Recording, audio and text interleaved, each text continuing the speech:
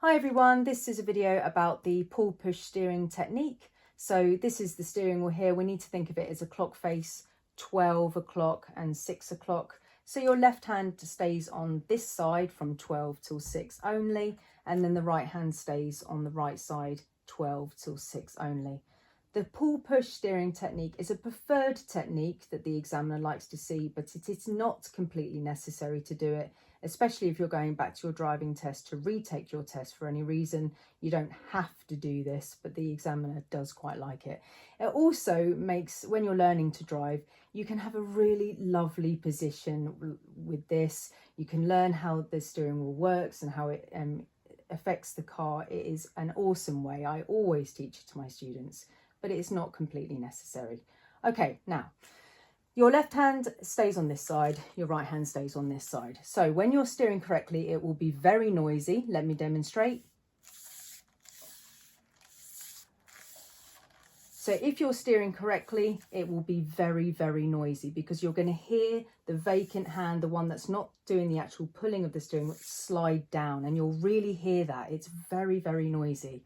So what's happening here is when you're driving at 10 to 2, which is a standard way of holding the steering wheel for safety reasons, or quarter to 3, depending on what you like, but 10 to 2 is the kind of standard. When you're going to turn left, you want full leverage to turn left. So it's a good idea to slide your left hand up to the top so you can turn it a good half turn to begin with. So you're really taking it from 12 all the way down to 6. So you've literally turned it half. Now, the other hand isn't actually doing any work at this stage, but it needs to go down ready to work in a minute. So what's going to happen is you put your dominant hand at the top for a left turn, and then the right hand releases the grip.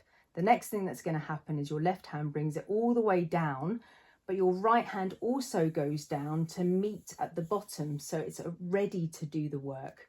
So it slides down.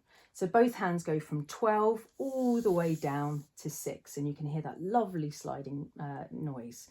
Then when your right hand is at the bottom, this right hand is now going to take over and it's going to push half of the way up. So it's again 6 to 12 and it's done a whole half turn. So it's a lot of steering. But your other hand needs to be there ready to work, so it's got to slide up. So it mirrors the other hand but doesn't do any work and slides up and goes all the way up to 12. And then it takes over again, left hand in control, right hand release, both hands slide down. Right hand holds on, left hand releases, right hand in control, but left hand slides up. Left hand in control all the way down. Right hand in control all the way up. Left hand down, right hand up, left hand down. And you can hear that lovely sliding noise.